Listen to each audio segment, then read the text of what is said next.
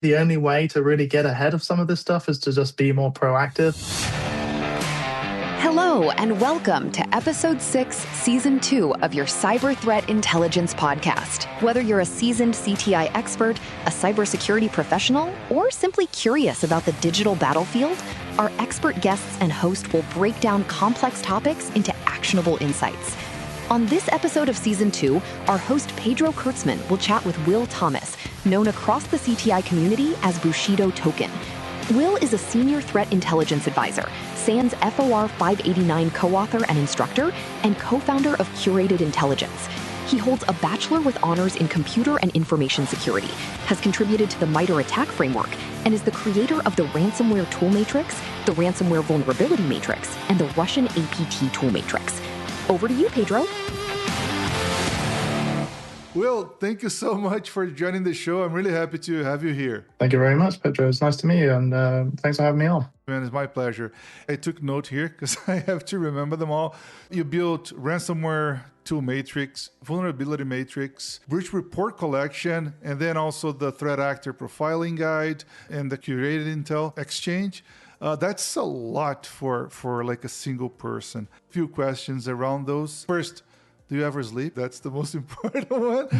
And no, just joking. But do you still see CTI teams, on average, being generic, I would say, still dropping the ball a little bit when it comes to threat actor profiling? And if so, what would be like the recommendation, not only on the technical parts of profiling, but then the next step, the so what, how are you going to use that information upstream? Any insights around that? Yeah, it's a good question. I appreciate you sharing my blogs and things and my projects and stuff. I usually put those. I usually created those whenever I see that the industry is maybe struggling with something, and I feel like I've kind of come up with a way to do something that I see others doing. I take feedback and discuss with people, and then I go away and create something, and then I just kind of release it. Mm-hmm. And then from that, other people, they give me feedback on how they use it. So the Ransomware Tool Matrix is one that has done particularly well. People have really appreciated the free knowledge and knowledge graph and knowledge sharing there. And it's similar to open source software in a way. Mm-hmm. You've got multiple contributors contributing to something. And I was the one that kind of kicked it off and put all this knowledge in one place. And then other people started contributing, which is great. Mm-hmm. The funny thing is, like, a lot of this knowledge comes from other open source reports. So I would use sources like CISA, the US Cybersecurity and Infrastructure Security Agency, the DFIR report, other vendor blogs, and all sorts of stuff. But I just kind of put it all together, categorized it, made it much more usable and actionable as a single source to go and get that information. Mm-hmm. It's very similar with my threat actor profiling guide, in that I read a lot of blogs on a daily basis, right? And I have to try and figure out what I'm going to do with that information. Mm-hmm. And essentially, that information there's no real standard way to write a threat report or a blog about a threat actor. Everyone's kind of doing their own take on things. Yeah. And even CTI teams in internal organizations are doing things their own way, mm-hmm. which can be fine. But sometimes you get some really, really bizarre deviations from that, right? Sometimes it can either be not enough information, it's too brief, mm-hmm. so you just left asking lots of questions, or other times it can be so long, 100+ pages, that you're never really going to have time to actually go through all of that, because you have 5 other things to do that day, right? Yeah. So it's all about striking a balance in many of those cases. So some of the guides and templates I've put together help researchers just make sure that they're hitting the right notes to make sure to benefit the broadest target audience. Got it. No, that's great insights. Thank you. And also you spent, I think it was a few months, going through 250,000 messages from the Conti threat actor. A few questions around actually, again, do you ever sleep? No, just kidding. But that's I can confirm I do actually sleep sometimes. Oh my goodness, that's a lot of messages to go through. Absolutely. It's fair to say that you probably know more about Conti than any other person I know, honestly. And just out of curiosity, were you the one like publishing or the first spot that famous EDR bypass list that Conti got famous also on the dark web for releasing that stuff? Yeah, so I mean, let's break down like what the Conti leaks were for those who've never heard of it. Essentially, it was a ransomware gang it was the most prolific ransomware gang at the time. Yeah. They're Russian speaking and based in Russia, but they are known to have affiliates elsewhere, some in Ukraine and things. So when the war kicked off in February 2022, I believe now, the gang kind of split, or one of the members of the gang or a researcher who had managed to infiltrate it, we actually still don't know the true origin story publicly, decided to leak all of those messages, hundreds of thousands of messages. And as a result, the gang kind of ended up shutting down. But for researchers, it was a gold mine of research. It was a gold mine of tools, tactics they used, how a gang like that operates. One of my favorite parts of the leak was this one message by one of the managers of the ransomware gang, because they ran it like a business, right? So they had managers and analysts and, pen testers, they used to call them. They used to think they were a legit business, but obviously they were a ransomware gang hitting hospitals and stuff. But one of the managers posted a message about a message called Salary Day, where they actually broke down how much they were spending to pay for all of their like employees' salaries. And people were getting like $1,000 a month in Bitcoin. And then it also broke down like how much they were spending on servers. There was hundreds of Bitcoin wallets in the leaks. So my friends and contacts in the blockchain analytics companies, Chainalysis and TRM Labs and others had absolute great time analyzing those. And then as a result of the leaks, we also saw a number of members get indicted and added to the FBI most wanted list and sanctions lists and things like that. So it was a huge benefit for us as researchers for something like that to happen. And the same thing happened with a spin-off group called Black Basta around a year ago, I believe. And again, I went through the messages again. This time I didn't really go through every single one, but I was able to break down one of their largest attacks, which is on a healthcare organization called Ascension Health, which is in my personal blog. I kind of broke down them walking through that attack. So you could see them writing and typing their messages as they were doing the attack, and their reaction to the news coming out, their reaction to what the negotiators are saying. So it was really crazy a crazy inside look in what it's like to be an operator during one of those major incidents. And I'll just say they didn't really handle it very well. Got it. This experience of going through thousands and thousands of messages. Any best practices or lessons learned for people planning or going through this right now, whoever the threat actor might be, like not to get lost on maybe the technical intricacies or the valid findings, but how not to get lost in that volume and actually have always that on the back of the mind, how I'm going to generate intel from it, the so what from it, like the next steps after you come off of that, digging activity. Yeah, sure. When you're dealing with a big list of files like that, big list of messages, the messages come in like a JSON format, and it's pretty straightforward to analyze. I tend to just put it in some sort of. I actually ended up using like an IDE like VS Code because you can do split off files and you can do regex searches in that. I do recommend using open source tool by UK's GCHQ called CyberChef. You can regex for things like IP addresses, Bitcoin wallets, email addresses. Really quickly filter through and find that stuff. And then you can even take it one step further and put it in like an Elasticsearch database, and then you can get some stats and things about like which member, which user in the server had the most messages and who spoke the most. Doing some analytics on big leaks, message leaks like that.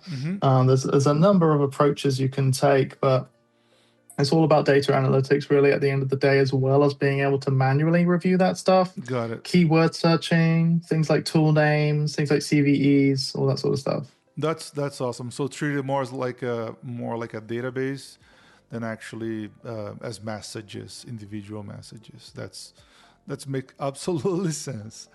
So you picked threat profiling, emerging threats, and structure data exchange from the CTI menu. Can we jump into emerging threats now? You have any other things you would like to touch from a threat profiling first? No, I think that's clear. I think a combination of for threat profiling, of breaking down a threat actor's intentions and motivations and their attribution, as well as their capabilities, tool sets, infrastructure, all that sort of stuff, is really important whenever you're trying to get across what type of threat actor that is, and whether the organization you are helping to protect should care about it. And doing that in a templated, repeatable approach will make things a lot more manageable. So emerging threats is something that I've been, that's probably been the focus of my career, right, in cybersecurity in general.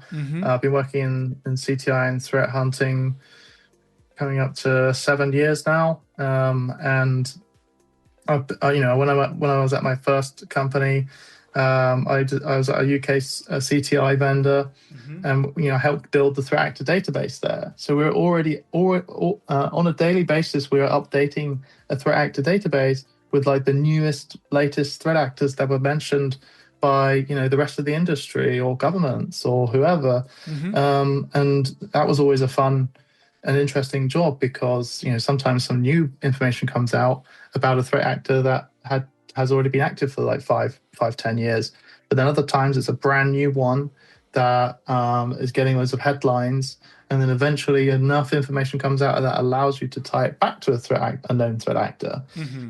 So it was always a really fun and interesting way to profile and track threats. Nowadays, in my current day-to-day job, I do spend a lot of my time focusing on the latest and greatest type of threats.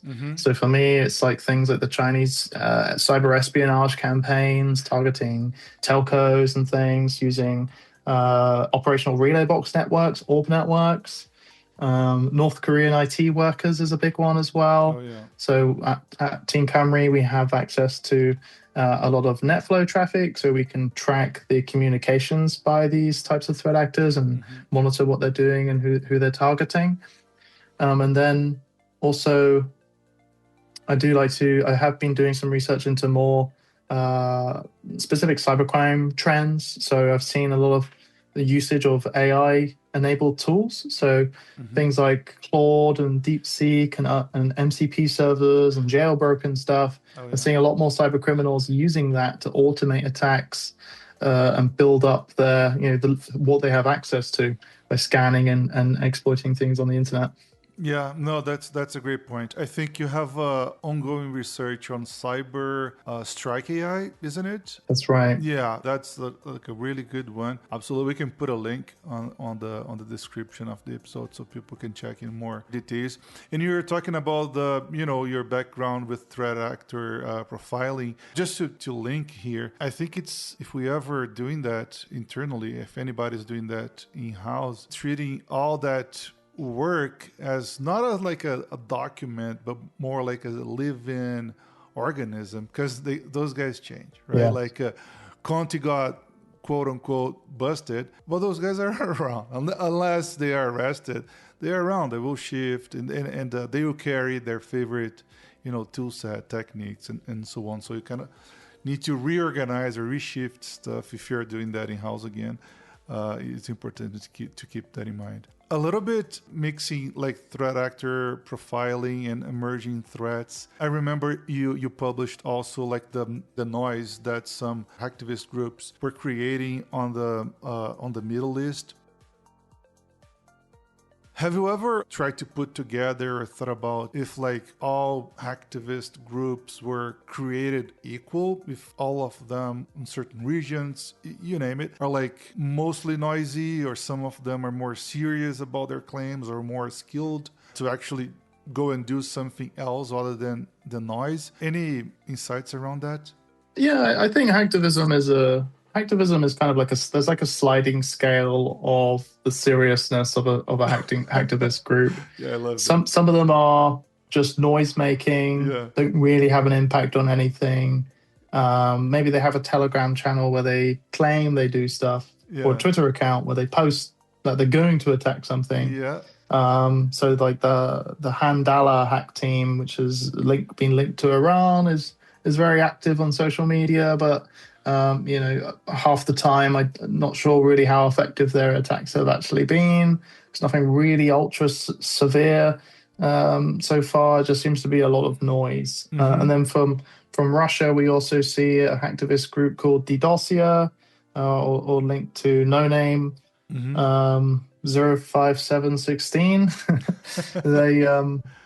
They're building up their sort of crowdsourced DDoSing style attacks and stuff. But the amount of time that those attacks cause issues for their targets, we're talking minuscule amounts, really, an hour or so at a time.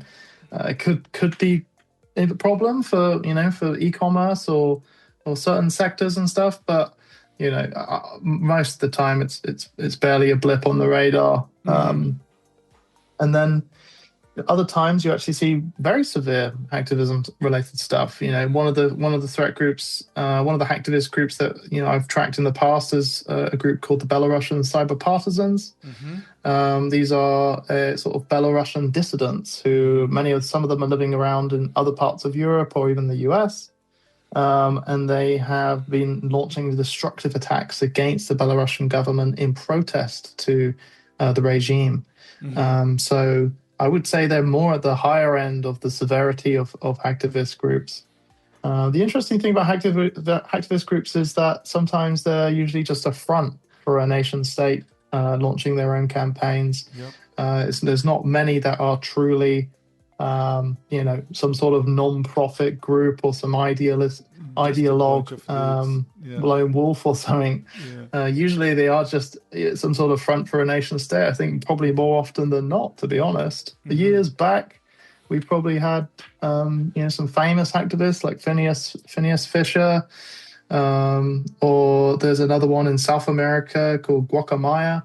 Hacktivism is a really super interesting topic, but it's all sorts of different types of groups there. No, I love the sliding scale analogy. And it's still on emerging threats. I think you also published something about some blind spots for EDRs. They just don't go after certain application dependencies and things of that nature.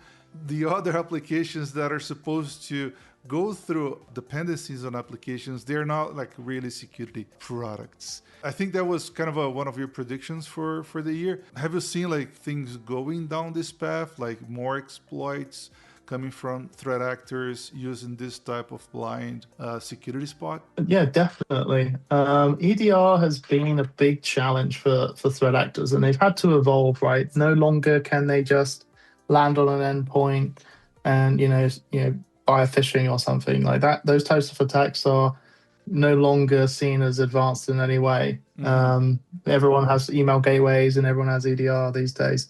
So honestly, we've seen a lot of threat actors running what you call bring your own vulnerable driver attacks, where they take a driver from, sometimes it's from some sort of like graphics driver or something like that. It has some sort of privilege escalation vuln in it. And they can deliver that to the system, and it's a legit file. It's a safe file. But then they exploit it to gain privileged access and then they will terminate the processes running security software on there, like an EDR agent, using sort of system and kernel level access. The other thing that we have seen is something called bring your own EDR, or EDR on EDR violence, other people are calling it, where essentially if you run a trial version of an EDR and then you deploy that agent on a system that has another agent deployed on it, you can actually terminate that other agent with your agent. So it's not actually that difficult to do, right? And it helps you get around these advanced controls just because, if you have that privileged access.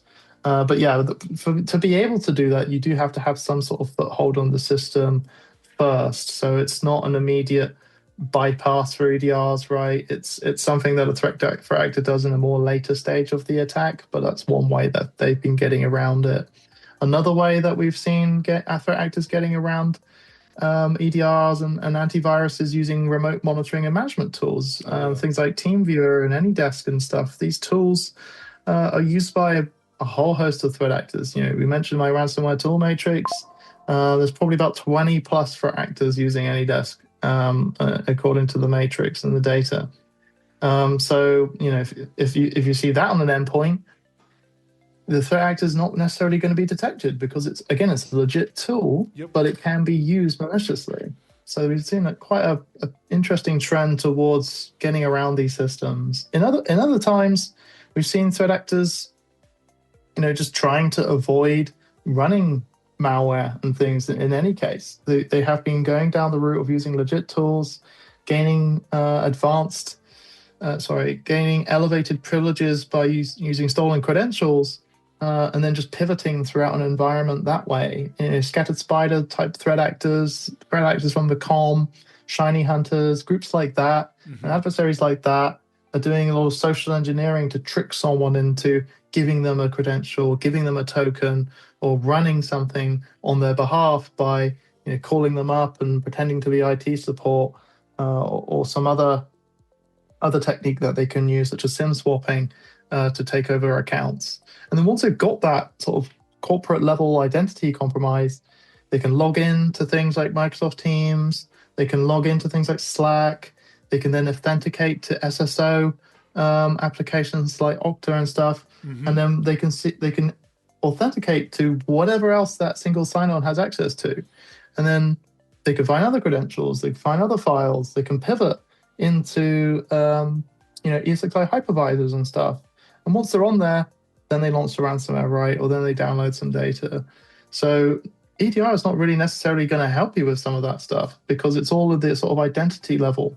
Absolutely. Yeah, it's more complicated. Whenever they're leveraging any sort of either supply chain strategy or just stolen credentials, it's like a very fine line to be like on the false positive side, but really detecting something that can lead to a real problem. If we can move to structured data exchange, have you seen, I would say on average, I don't like averages a lot, but I still see a lot of, when we're doing threat exchange, I see a lot of feeds these days focusing still heavily on IOC exchange and sticks format. It's so much more than that, right? We have campaigns, intrusion sets, actor, gazillion other fields that could be leveraged for a better picture, I would say.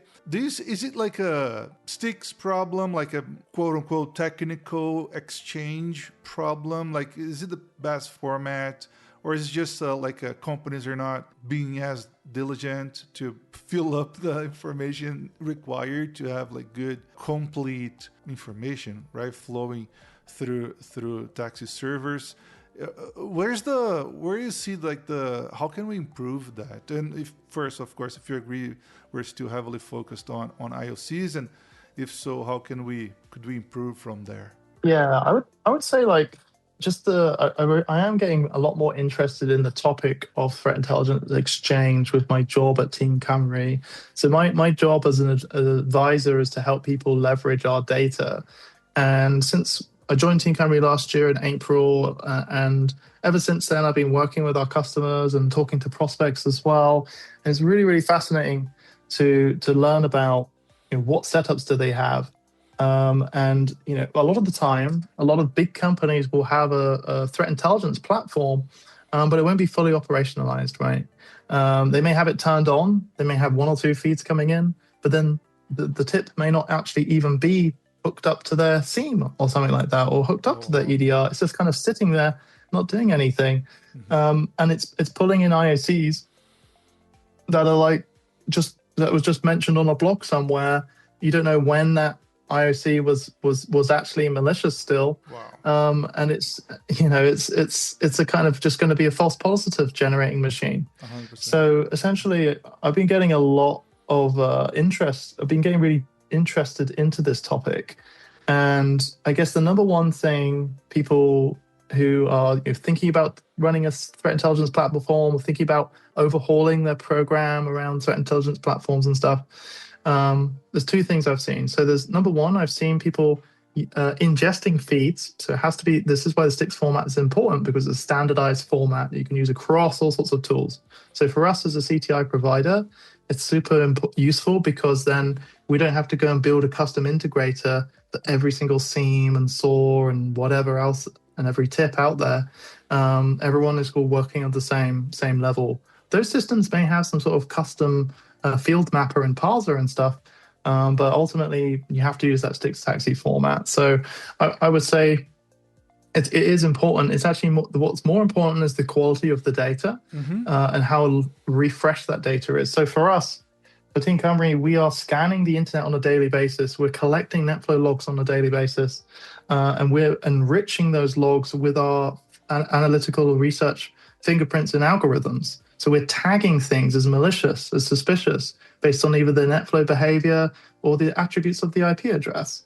And then that can be really, really useful, because you're ingesting this intelligence on a daily basis into your logs, and if something's tagged as malicious today, it's actually still currently malicious, and you should go and check out what that connection is, rather than a research team did some great research, they put a blog out, they shared some IOCs, but those IPs are no longer even used by the threat actor. And then when you ingest them into your tip, the other thing is that maybe you're only alerting forward. So you ingest them into the tip, and then you add them to a watch list, and now anything generated, it doesn't necessarily mean that it's a threat actor, right? So then the other thing to do is to have a bidirectional tip and SIEM relationship. So your SIEM is every time you have some sort of alert, maybe it's over some sort of threshold, then it should be going into a tip and stored there, so that when new intelligence comes out, you can correlate those 2 things together. So this IP was in an alert 2 weeks ago. Some new intelligence came out and said they saw that this thing was malicious 2 weeks ago. Now you can correlate, and we call those sightings. Yep. So that's a really important part of a threat intelligence program that I'm not seeing a lot of organizations fully utilizing. Plus, so there's the hunting backwards, so there's sightings, and then hunting forward with the daily threat intelligence feeds. That's awesome. That's great insights. Thank you. Will, really nice conversation. Any final thoughts for the listeners? Final thoughts, I'd just say, there's so much going on in the world this week with the Iran conflict. Oh, wow. Yeah. The AI enablement of cyber criminals. Things seem to be getting faster and faster. And honestly, the only way to really get ahead of some of this stuff is to just be more proactive, building fingerprints, building rules, doing threat hunting. Like if your organization, is a sizable entity and you're not threat hunting, your IR team, your analysts are just going to get burned out, because the cyber threats are speeding up. They're coming at you from all sorts of different ways. And if you're not proactively getting ahead of them, you're just going to run out of time. Yeah, that's absolutely right. And thanks for bringing that up. Will, thank you so much for so many insights. I really appreciate you coming to the show. And I hope I'll see you around. Thank you. I appreciate it, Pedro. Thanks for the opportunity. Thank you. And that's a wrap. Thanks for tuning in. If you found this episode valuable, don't forget to subscribe, share, and leave a review. Got thoughts or questions? Connect with us on our LinkedIn group, Cyber Threat Intelligence Podcast. We'd love to hear from you. If you know anyone with CTI expertise that would like to be interviewed in the show, just let us know. Until next time, stay sharp and stay secure.